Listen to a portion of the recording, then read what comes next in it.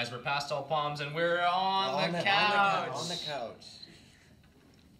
This is our song. It's called Fake Blondes.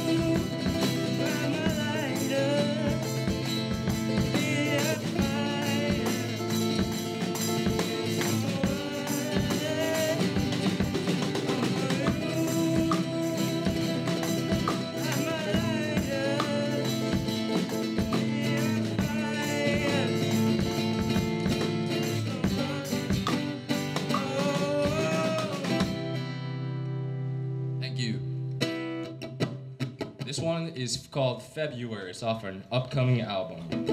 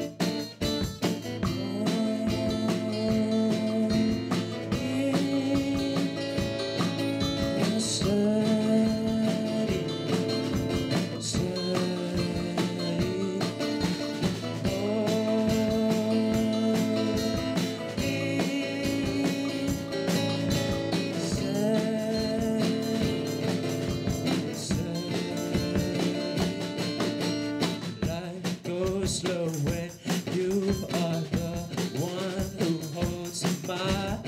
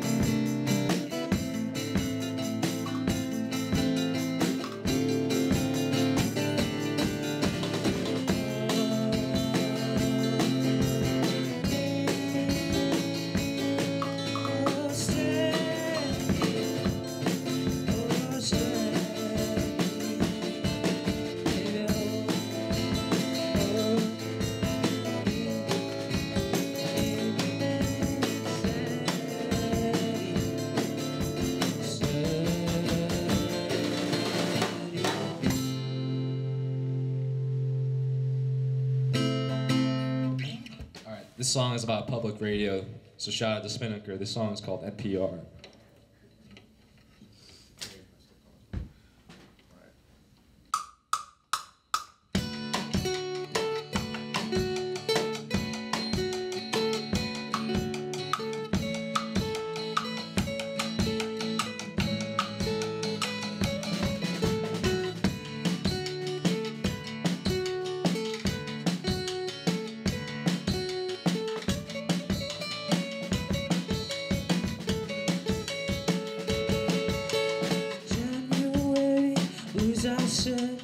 Don't you cry to me again.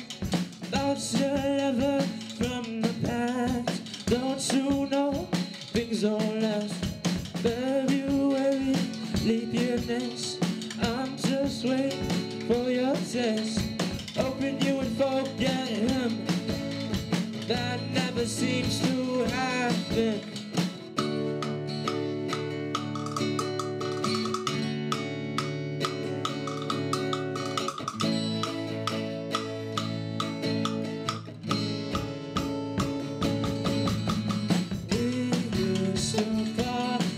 Sleep listening to NPR. It's okay, I know we were lipstick, trash and stuff. We used to hold our hands, walk across oceans, and now we don't even look at each other.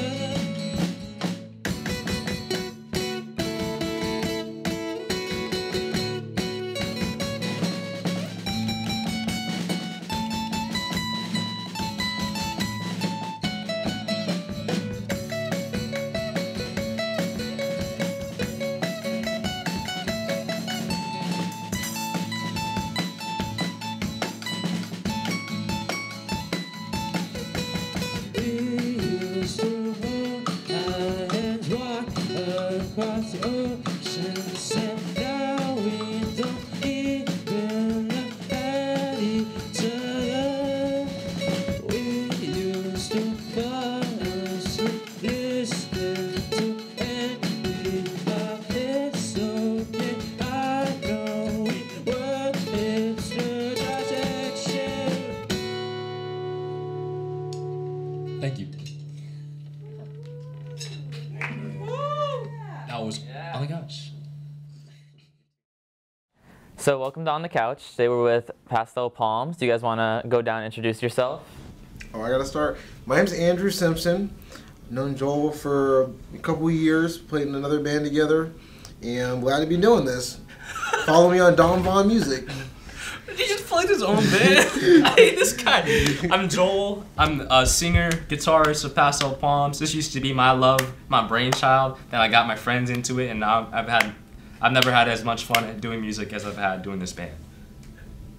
My name's Eric Kingston. Hi, Mom, and I'm really nervous. That's all I have to say. Did you just do a Jamaican accent? Okay, so we're going to start out. First question. How do you think your sound's changed since you released your first album in July? It has changed dramatically. We are now experimenting with our new album that we've been working on for about a year. It's going to be called Subsonic Daydreams, and each song, there's going to be 12 songs, each representing each month of the year. Each song will represent a story or a meaningful event in that life that hopefully that can relate to people. We used to be like a more like beachy kind of rock band. Now we're going more into alternative shoegaze music and like post-rock ambient stuff. Awesome. So what inspired that like 12-song, one for each month kind of album? What got you into that idea? It was honestly during pretty rough years. All of us have been going through some stuff, and we had like me and Andrew especially. We bonded over some like things that have happened in our youth and stuff like that. And ever since then, like I don't know, I was thinking about like just developing a piece of artwork or media that can assist or help people. And like nothing's more relatable than the months. We all have to experience that stuff. And I feel like everyone experiences seasonal depression. Everyone experiences the joy of spring and all this stuff. And you can create something that aligns to those experiences. It could be really meaningful to people. Yeah, so is it therapeutic for you to like put those experiences into a song, or is it ever like difficult to do that? It is. It's pretty. That's why it's been a year in the making. Like we've been working on songs. I've even told like Eric and Andrew to write their own songs for their own month, and they talked about stuff that they want to talk about, and they were. I can tell when they talk about their songs or show me some parts from their songs, they're smiling about it because I feel like they're actually, it's helping them too. And it's like every song that I write for the album is like, it's me. I'm trying to make it meaningful because I'm tired of this stigma of like DIY indie people just making stuff like about stupid stuff. And I feel like it's like, I don't know, I'm tired of it. I want to make something that actually like can help people or me or just be cathartic for other people. Awesome. So another question we're going to do, what's your favorite song to perform live for each of you? Andrew can go first. I don't know. Definitely have to be one of our newer songs. But then our older songs, I would say Fool. That's my favorite. Mm-hmm. Yeah. That one gives me like... You took my answer. Oh, okay. But like our newer one, we performed live, that's my favorite, is January. Yeah. Yeah. I have to agree with that. I think January is probably really good. You guys haven't heard it yet, unless you guys saw us live. Yeah, don't have it recorded just yet. But I think it's pretty good. It fits exactly what I want, like post-rock stuff, ambient pads. We've been developing that song for about months now, so we're pretty excited to put it out. Yeah, I would say Fool, because there's a lot of like hard-hitting like crescendos. It's just a really good like crowd-building song, something you can dance to. It really like builds up, and then it quickly resolves, and it's very groovy. It's super like groovy. It's a really diverse song. That's pretty fun. Yeah, so kind of bouncing off that last question, what song do you guys think audiences like react to most live? Oh gosh, man, it's obvious. It's Fake Blondes. It's like, it's always Fake Blondes. Like, I was surreal as heck, because we're a relatively new band. Like, we only have like about 1,000 like people on Instagram, and like we just broke to like 1,000 songs in our streams. Like, we have fans in like Brazil and France and Canada. Like, it's really surprising. It's surreal to see that, and people will DM me about Fake Blondes like all the time. Every time we perform that song live, like I can hear people in the audience saying the lyrics, which is crazy to me because I don't even like sing the lyrics right. Like I suck at that. Yeah. I never sing the lyrics right, and I'm like, dang. I'm like all the people like are singing the lyrics way better than I am. Like they just know the lyrics and it's kind of crazy. It's surreal. Like it's like people like actually really liking songs so much that you made, and they were able to memorize the lyrics and sing it live. It's just such a cool experience to have. Sweet. So what is each of your like favorite like show that you've played in the last year? Well, we've had some really fun. Do you want to start the other way? Put you under the. Oh gosh. I'd say the last Lumpy's show, because if anyone doesn't know, Lumpy's was like a local house show venue, and that place was just so fun. And it was the last one, and we were really fortunate to be able to like be like the last band to ever play. Yeah. So it wasn't just like everyone came out to support us, but it was just to support like Lumpy's and like DIY music in Jax as like a whole. And everyone was just like having such a great time. Everyone was dancing. It was just really emotional. So I'd say the last Lumpy show was the best one. That's definitely my answer. Like, let me paint. If you guys weren't there, you had to be there, bro. It was a movie. Oh my god, you just said that. Okay, that was a joke, but like it was like people were on the roofs, like Intervention was playing, like freaking. The floor felt like it was gonna fall in when Intervention was playing. Yes, dude. Like there were so many people moshing to Intervention. The foundation of the house was moving. Yeah. And like when we were playing, I was getting moshed like while playing the music. People were pushing me. I was like, "What is going on?" Like you're like I'm just trying to play like a song, like a solo. Like somebody hits my hand with their elbow, and I'm like, "Oh god." I can't. Oh, all right. Yeah. That was so fun. Like, yeah, it was a great time, I guess. I was gonna say that one, but just to be different, I'm gonna say the first time we played at Lumpy's house, just because it was kind of like we were like rolling the dice, you know. we were rolling the dice. I had never been there, but once I left that first time, I was like, wow, we need to tell everybody about Lumpy's because it's like I kind of wanted to say this is better than a lot of venues. It's true. It's true. It's my way first better public than a lot of statement. Yeah. All right. So a more like serious question: where do you guys see the band in 5 years? In 5 years? Eric, you want to start again? Oh gosh. Well, hopefully we're still together.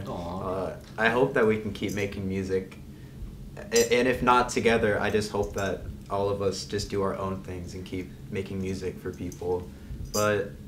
And I hope we're together, but if we're not, I'm definitely gonna look back and be like, this was a really great way to like start off like college for me. Yeah. Just like doing stuff like this is super cool. So I don't know, it's just a really nice environment that I can like say I started college off with. So. Yeah, I agree with that. I went here when I first started going to college, and I kind of wish I had like the structure I had now when I first started. Because when I first started at UNF, I was like kind of like very on my own. Yeah. And I wish I had more, friends and concentration on things.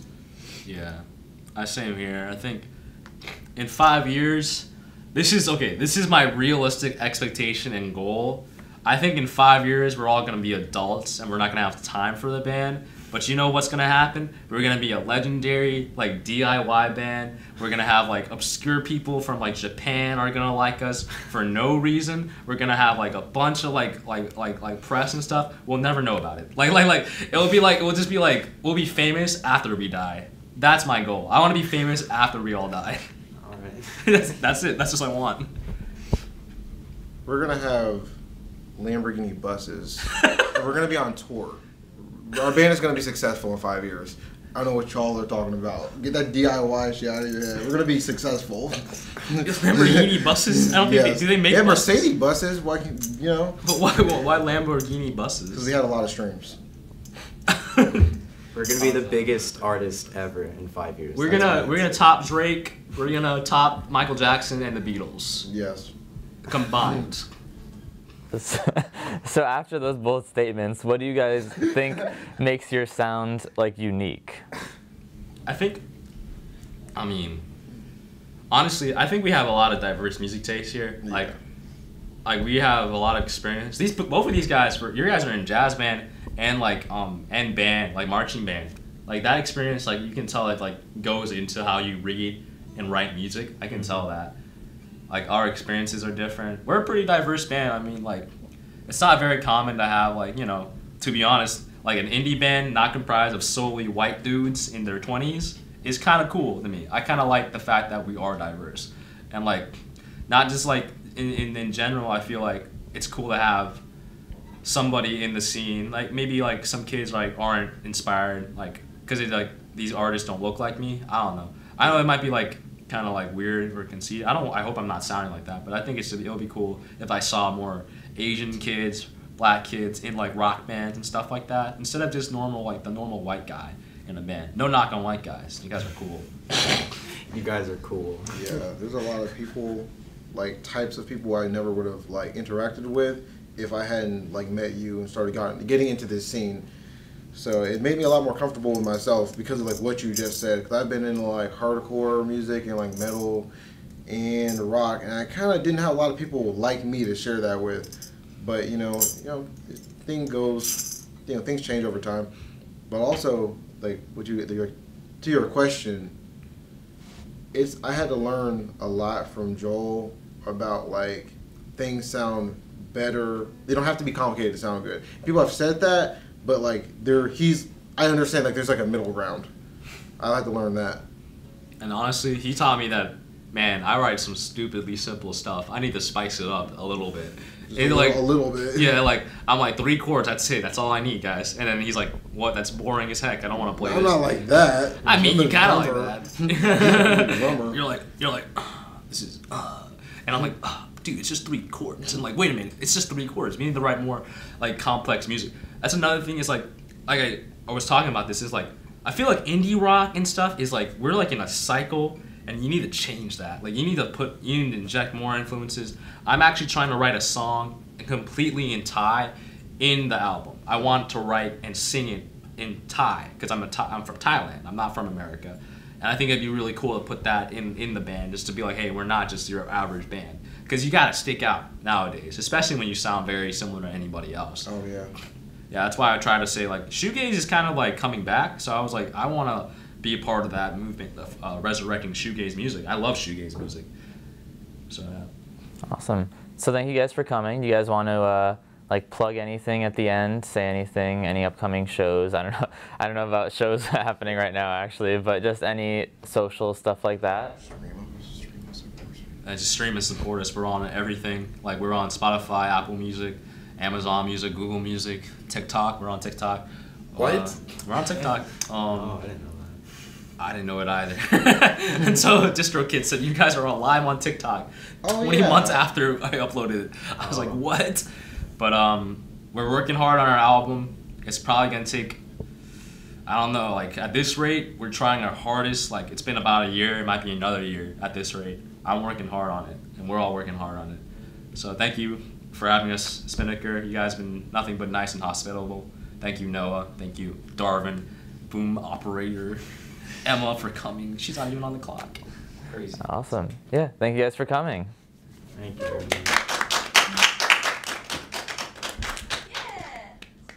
Good interview. Thank you.